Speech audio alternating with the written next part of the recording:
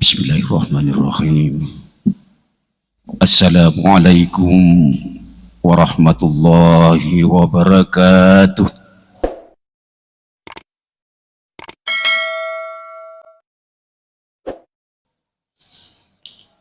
Alhamdulillahi yajzi kullu imri'in bima amil. Faman amila salihan falahu jazaa'ul husna. Wa man amila sayyi'an falahu su'ul uqba. Asyhadu an la ilaha illallah wahdahu la syarika lah, al-malikul allam, wa asyhadu anna Muhammadan abduhu wa rasuluh, imamul huda wa misbahuz zalam. Allahumma salli ala nuril anwar wa sirril asrar wa tiryakil aghyar wa miftahi babil yasar Sayyidina Muhammadinil Mukhtar wa alihil athhar wa ashabihil akhyar wa man tabi'ahum bi ihsanin ila yaumil qarar. Amma ba'du fa ya ibadallah, usikum wa nafsi bi taqwallah faqad fazal muttaqun wa ahuthukum ala ta'atihi fi kulli waqtin la'allakum turhamun. Faqad qala Allah Ta'ala fi kitabil aziz wa huwa asdaqul qailin. A'udzu billahi minasyaitonir rajim.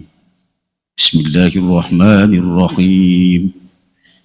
Ya ayyuhalladzina amanu taqullaha haqqa tuqatih wa la tamutunna illa wa antum muslimun.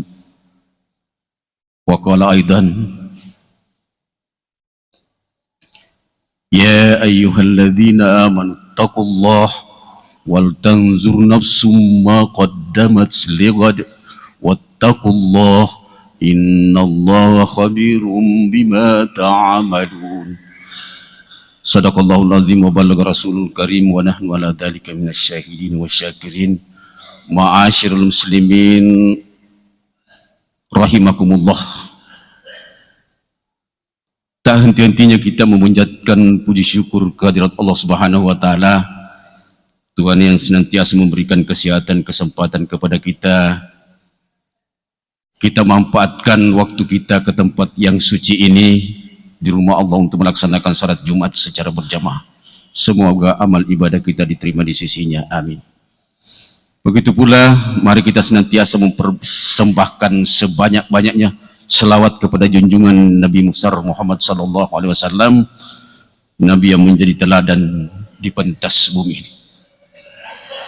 Pada kesempatan Jumat kali ini, saya selaku khatib mengajak kepada kaum muslimin, mari kita senantiasa memperbanyak zikir, doa, istighfar di bulan Muharram ini. Bulan Muharram ini adalah momentum yang tepat kita memperbanyak zikir, memperbanyak istighfar agar hajatan besar kita diijabah di sisi Allah Subhanahu wa taala. Jamaah Jumat yang sama-sama dirahmati oleh Allah Subhanahu wa taala, kita sudah mengetahui bersama bahwa pada bulan Muharram terjadi beberapa kesuksesan yang dialami oleh para nabi dan rasul Allah. Pada bulan Muharram, terutama Asyura 10 Muharram, peristiwa di masa lalu Nabiullah Adam alaihissalam diampuni dosa-dosanya setelah melanggar larangan Allah Subhanahu wa taala. Nabiullah Yunus alaihissalam terbebas dari perut ikan setelah ditelan oleh ikan besar. Nabiullah Ibrahim alaihissalam terbebas dari ganasnya api yang berkobar yang sebagai hukuman oleh Raja Namrud laknatullah. Nabiullah Ayyub alaihissalam di bulan Muharram, 10 Muharram, disembuhkan penyakitnya oleh Allah Subhanahu wa ta'ala. Nabiullah Musa alaihissalam terbebas dari kejaran Fir'aun bersama dengan bala tentaranya. Betapa banyak peristiwa-peristiwa yang terjadi di bulan Muharram ini dibebaskan oleh Allah Subhanahu wa ta'ala. Penderitaan-penderitaan yang diderita oleh para nabi dan rasul Allah Subhanahu wa ta'ala. Oleh karena itu, jangan kita lewatkan begitu saja suasana bulan Muharram ini. Karena memang kalau kita kembali kepada ayat Al-Quran, 12 bulan diciptakan Allah. Ada minha arba'atun hurum. Ada 4 bulan haram. Artinya bulan agung. Salah satu diantaranya adalah bulan Muharram. Bahkan di ayat surah Taubah ayat 36 itu dikatakan, fala tazlimu fihinna anfusakum. Artinya di bulan Muharram ini, fala tazlimu fihinna anfusakum, janganlah menganiaya diri di dalamnya. Ini pesan Allah kepada hambanya. Kita ini manusia yang hidup di pentas bumi ini. Di bulan Muharram ini janganlah menganiaya diri di dalamnya. Artinya janganlah kita terlalu banyak berbuat dosa di dalam bulan Muharram ini. Mari kita perbanyak istighfar kepada Allah Subhanahu wa ta'ala. Kalau kita kembali merujuk kepada ayat Al-Quran di dalam surah Al-Anfal ayat 33, Allah Subhanahu wa ta'ala berfirman, Bismillahirrahmanirrahim, wa ma kana Allahu liyu'adzibahum wa anta fihim wa ma kana Allahu mu'adzibahum wa hum yastaghfirun.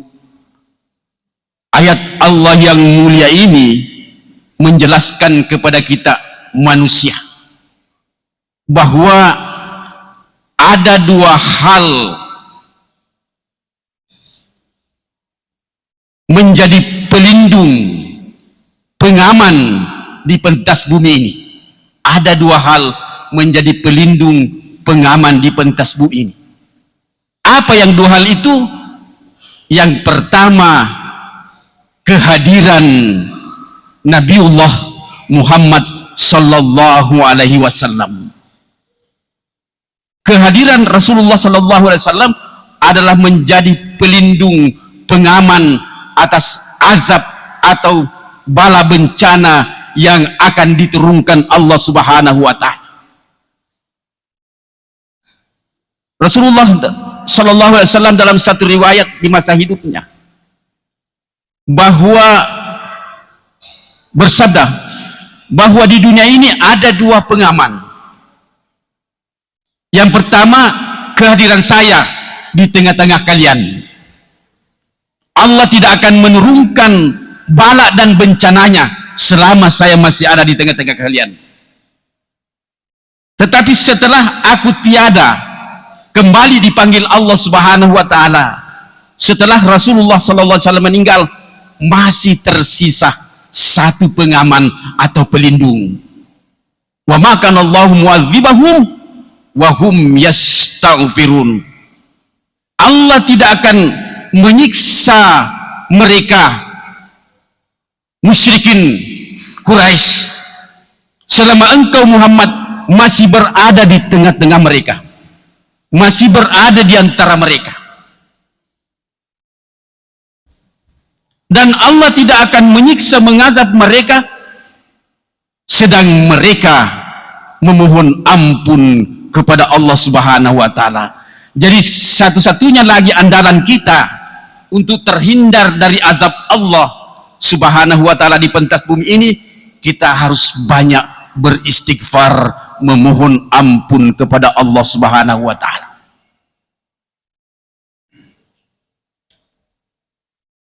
Bahkan di dalam ayat Al-Anfal ayat 32, sebelum tadi ayat yang saya bacakan, suatu ketika musyrikin Quraisy menyepelekan wahyu ilahi yang diturunkan kepada Nabi Muhammad SAW, bahkan menantang Allah Subhanahu wa taala. Apa kata musyrikin Quraisy?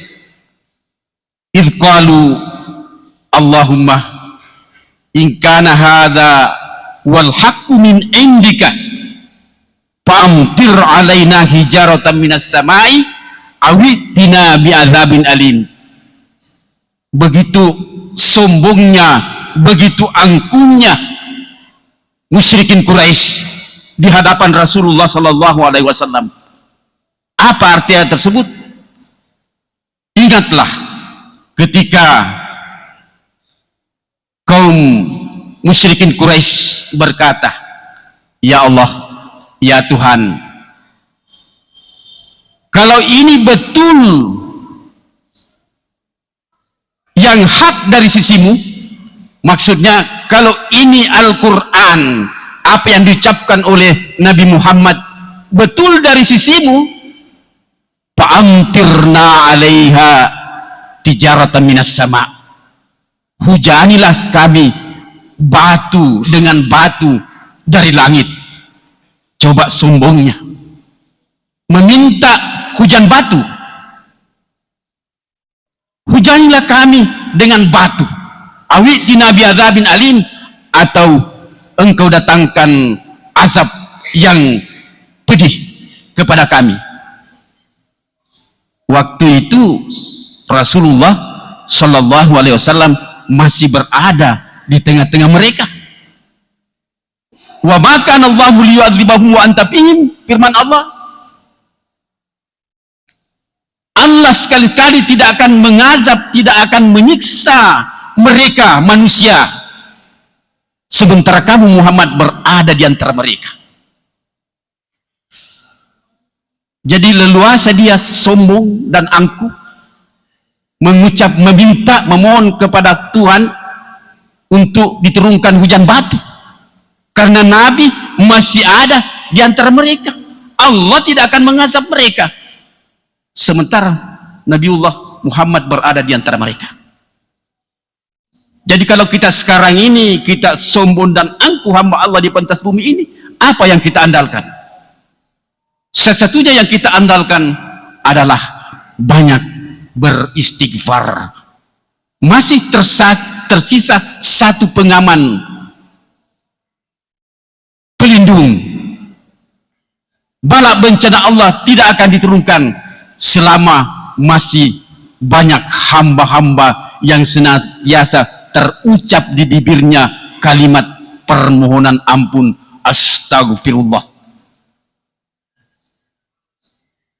astagfirullahalazim, rabbi ghfirli wa tub alayya innaka antat tawwabur rahim. Banyak redaksi-redaksi permohonan ampun untuk kita terhindar dari azab dan bencana Allah Subhanahu wa taala. Jamaah Jumat yang dirahmati oleh Allah Subhanahu wa taala,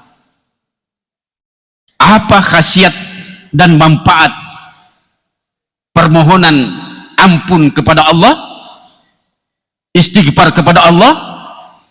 Dalam salah satu hadis Rasulullah SAW dikatakan bahwa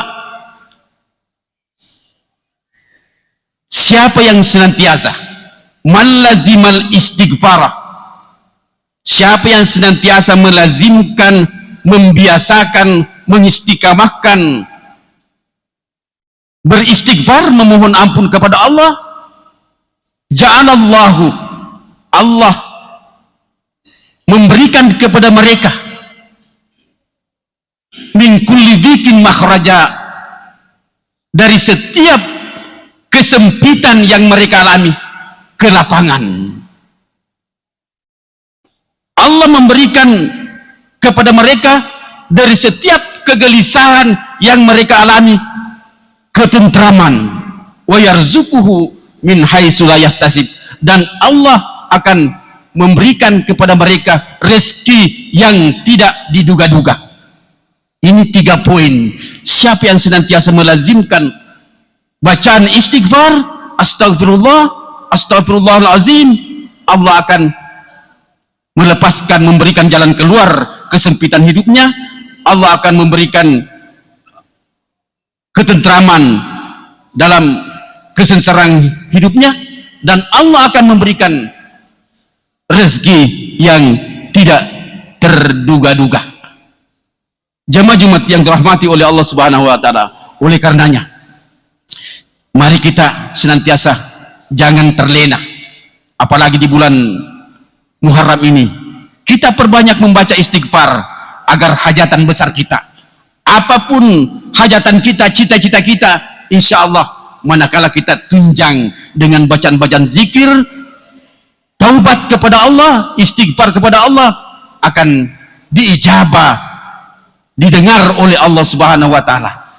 Inilah sekelumit yang sempat kami sampaikan pada khutbah kali ini. Mudah-mudahan dengan momentum bulan Muharram ini kita senantiasa memperbanyak zikir kepada Allah, kita selamat hidup tentram di pentas bumi ini dan berbahagia di akhirat kelak insyaallah. Wa idza quri'al Qur'an fastami'u lahu wa ansitu la'allakum turhamun. A'udzubillahi minasyaitonir rajim.